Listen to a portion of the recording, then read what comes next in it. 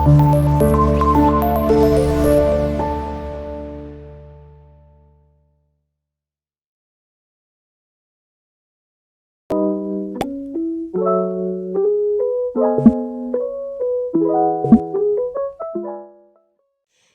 today we want to look at the kinetic theory of matter. Kinetic theory of matter, just an introductory topic and general overview. Now, we said, okay, we all know that matters by definition is anything that have mass and occupies space.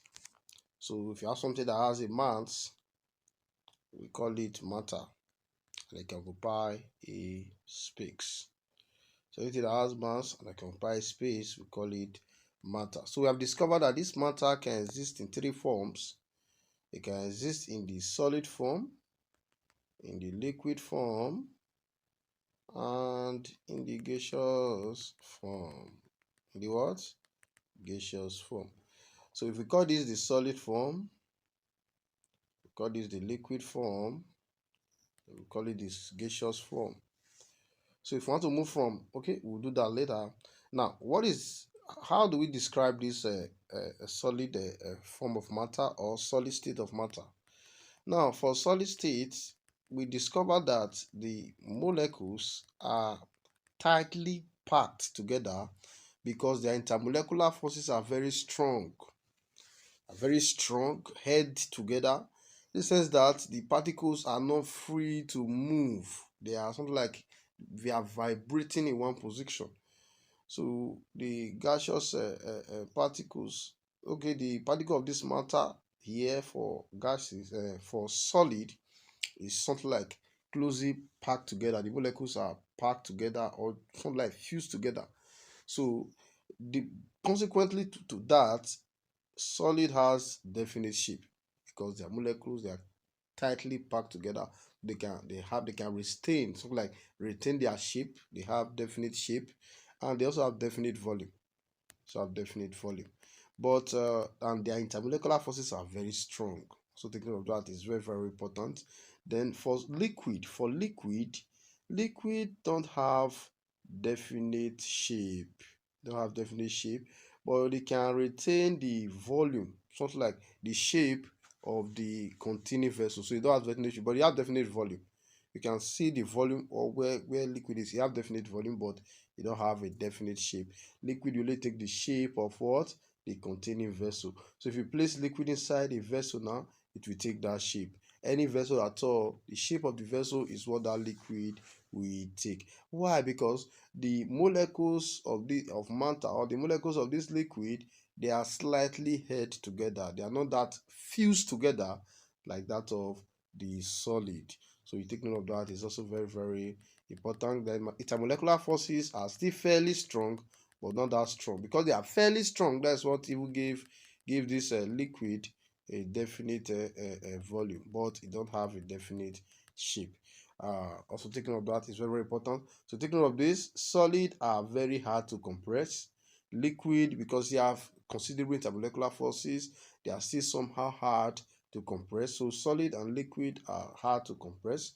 Then gases. Let's move to gases now. If you look at what I've been doing since, this is how gaseous molecules looks like. They are not actually, they are loose. They are loosely held together. So they are loosely held together. From here now, you can see that they don't have definite volume, and they don't have definite shape. They can occupy any place they are. They will fill up all the whole volumes, and their intermolecular forces are very, very weak. So take note of that. Is very, very important.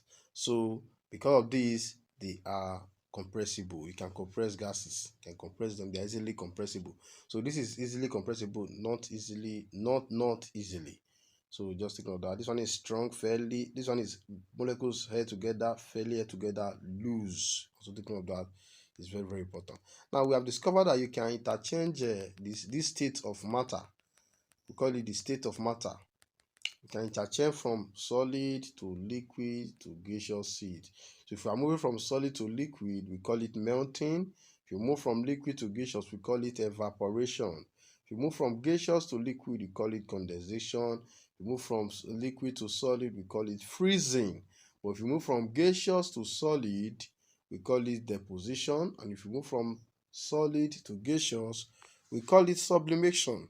So this is reverse sublimation. When you move from gaseous to solid, it reverse sublimation, or you can also call it deposition. Now for gases,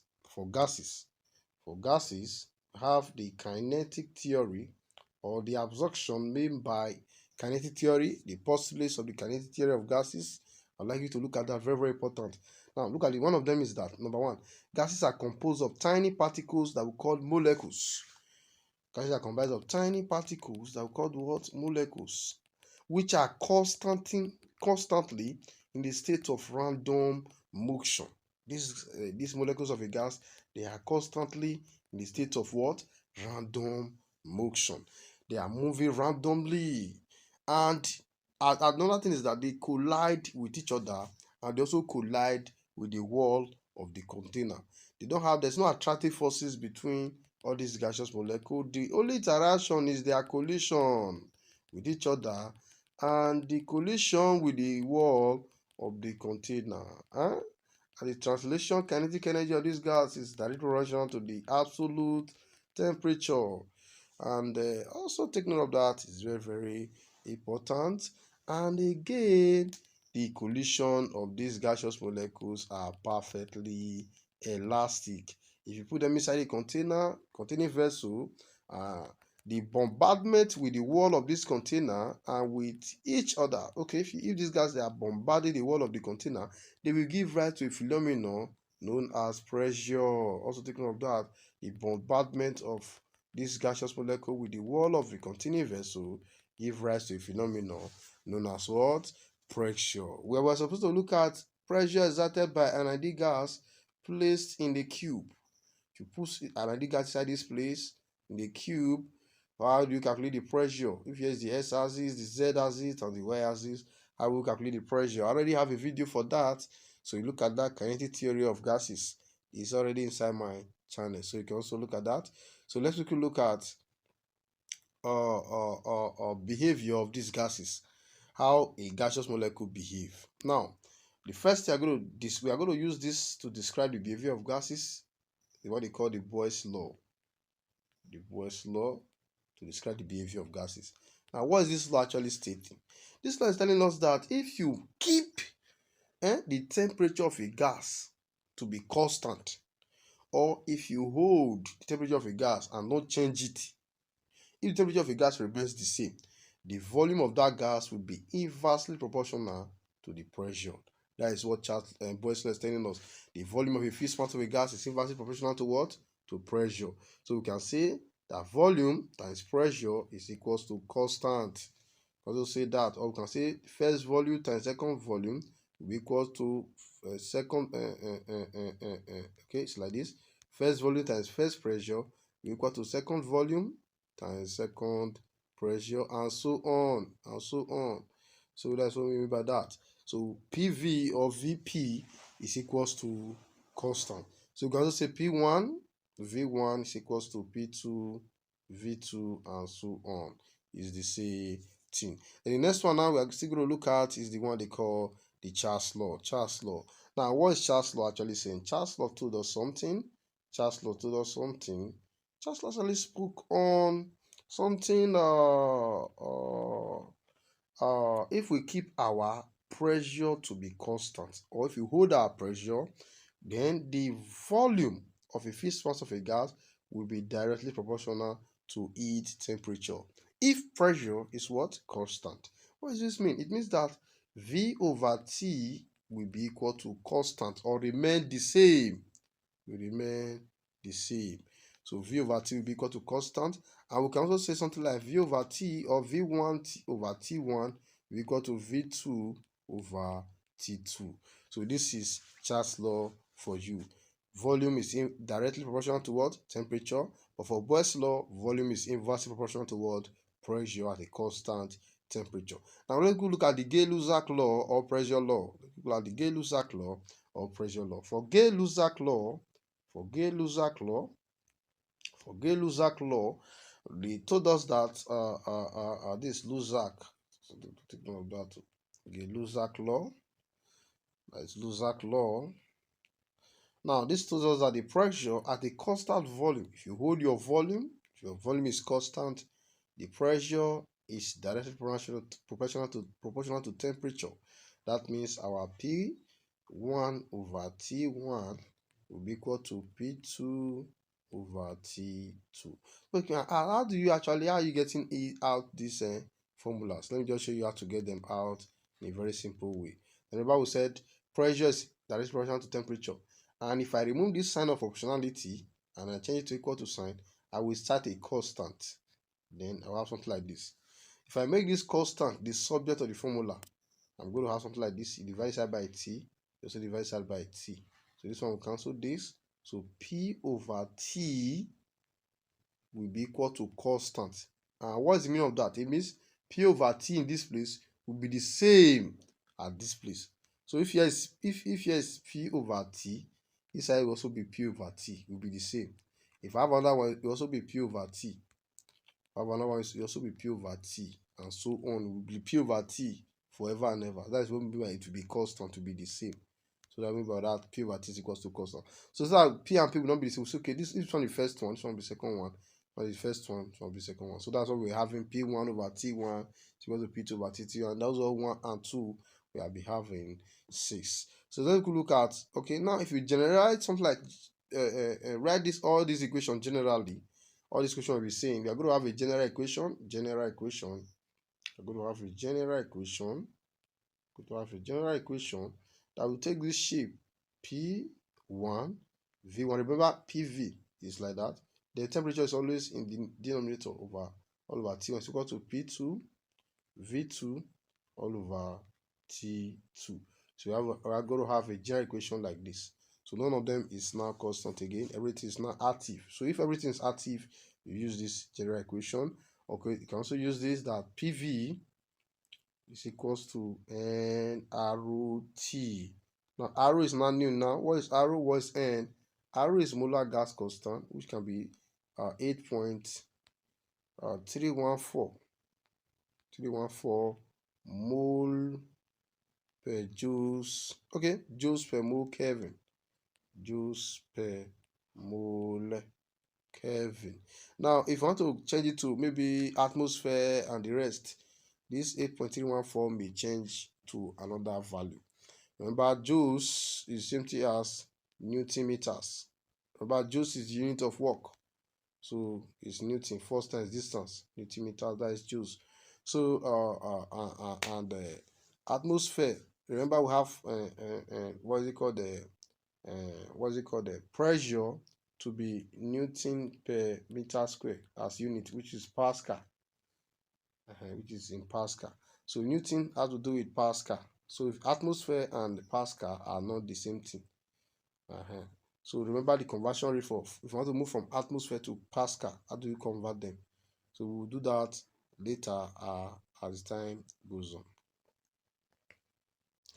All right, now let's look at the first question. Before we look at questions, take note of the following. We said arrow, please take note of this. We said arrow is molar gas constant and is 8.314 joules per mole Kelvin. Now this arrow is also 0.0821, but this one is not in joules. This other arrow is in ATM, liters, or you can also use ATM as atmosphere, that's unit for pressure, ATM, then dm cube.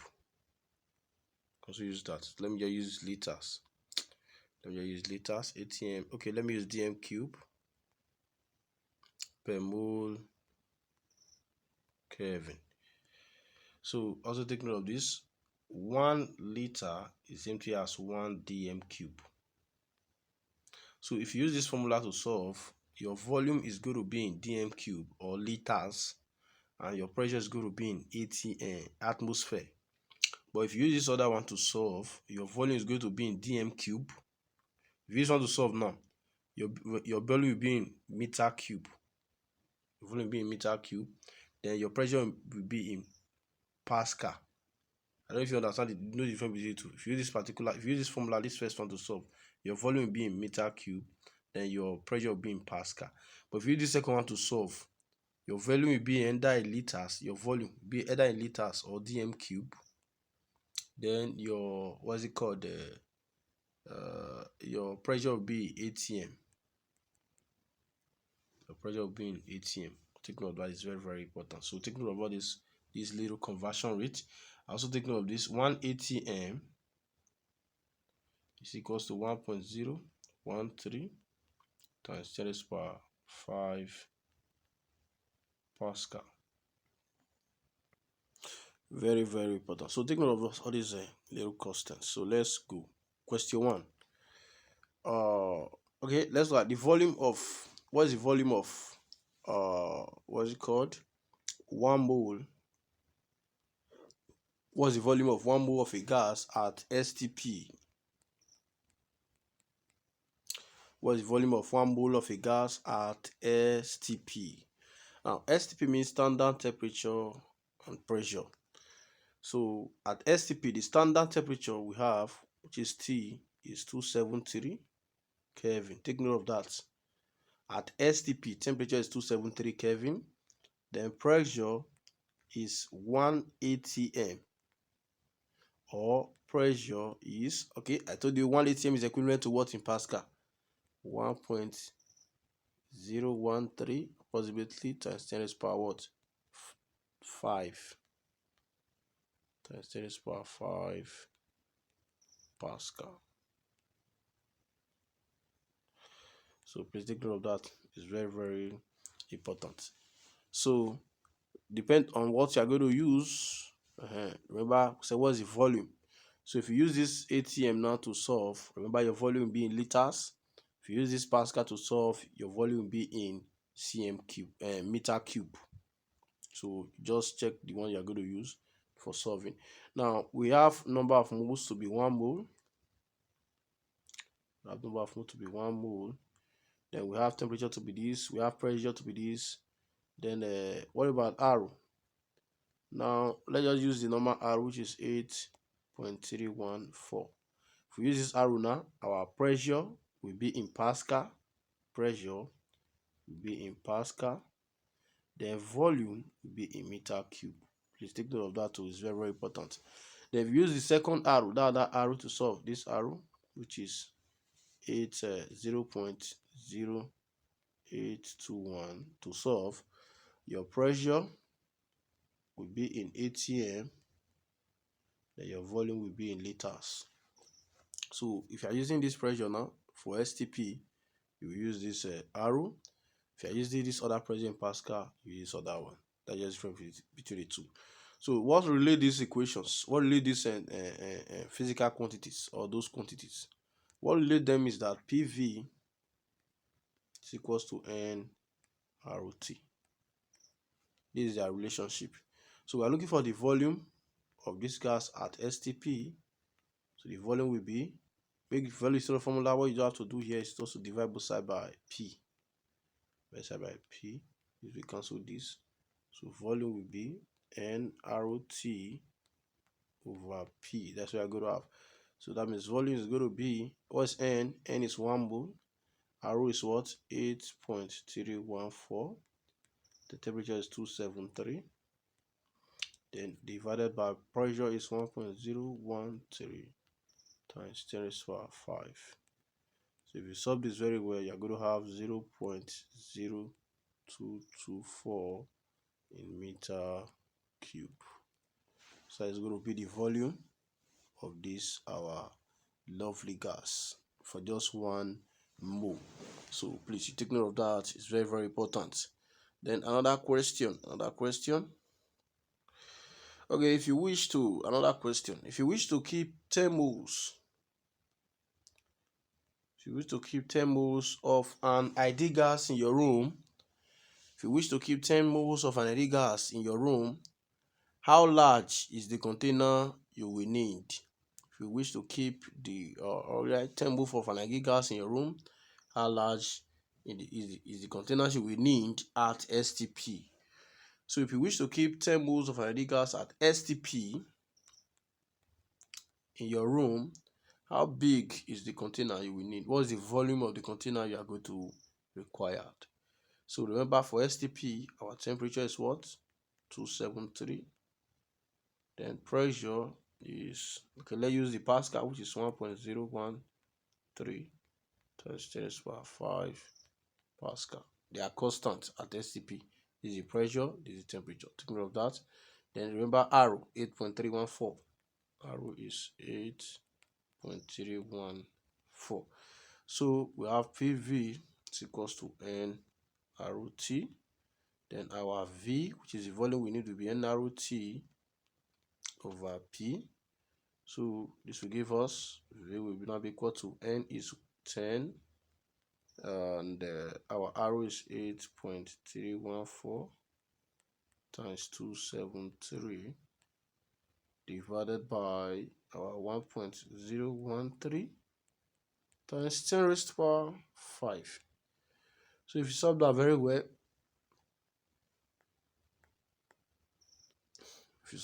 well, you are going to have 0.224 in meter cube. Don't forget the unit.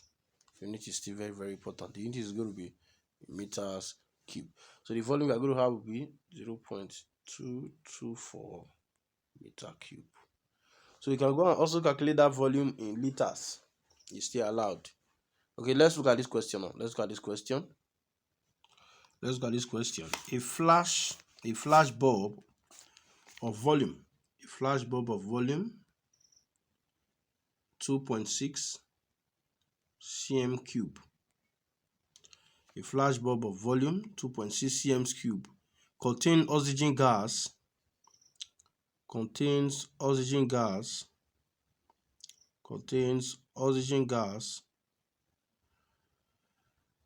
at 2.3 atm.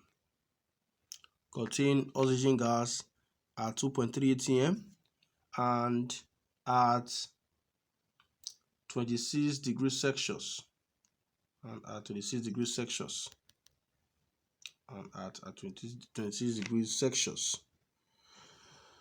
Okay, are we going to go? At 23 degrees Celsius. 26 degrees Celsius. Now, how many moles of the oxygen gas does the flash bulb hold or contains? How many moles of this oxygen gas are we having in this bulb? How many moles of this gas are we having in this bulb? So can we do this? Yeah, we can do it, but the conversions are very strange. This one volume is cm cube, not even in meter cube. This one look at this. Temperature is in degrees Celsius. So that means we're going to have some things to look at here. So we have some conversions to do. That's what I'm trying to say. We have to convert them to their. Remember, okay, if pressure is this pressure atm, that's already pressure. So that means our pressure.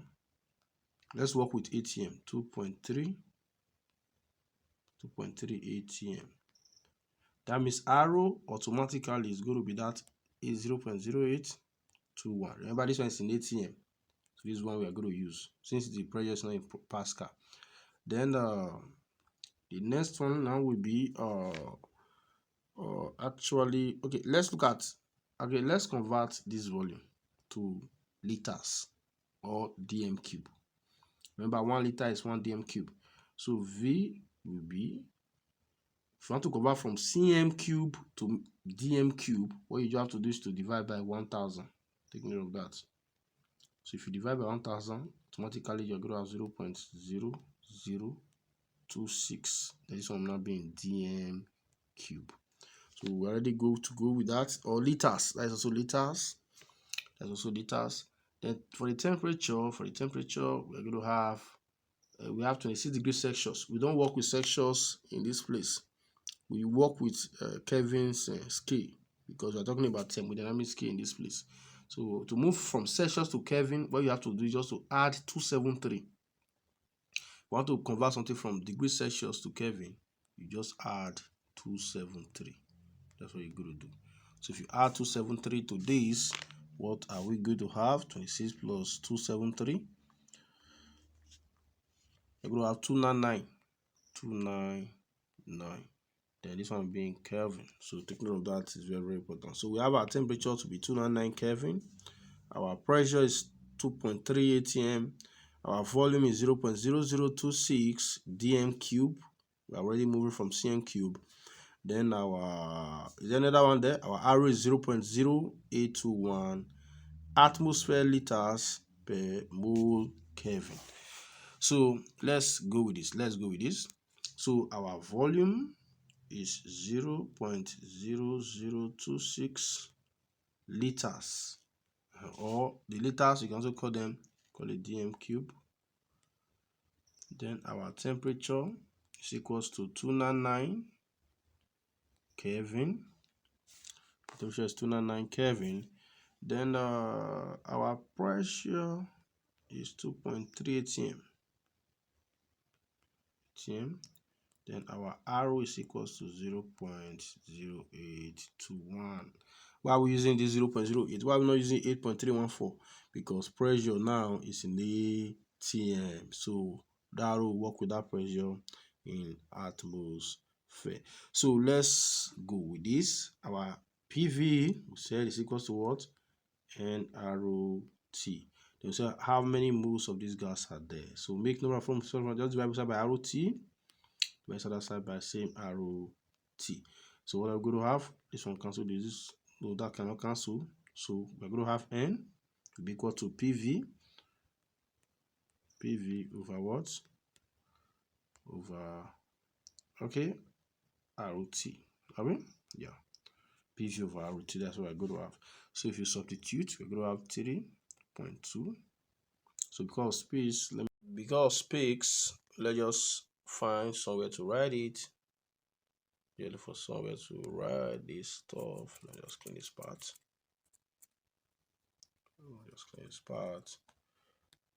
So we go to the top side. So our N will now be equal to P is 2.3 times our V is 0.0026 divided by R is 0.0821 times temperature, which is 299. So let's solve this to see what we're going to have. So we are going to have 2.4 times 10 to the power minus 4 moles of this oxygen gas. So guys,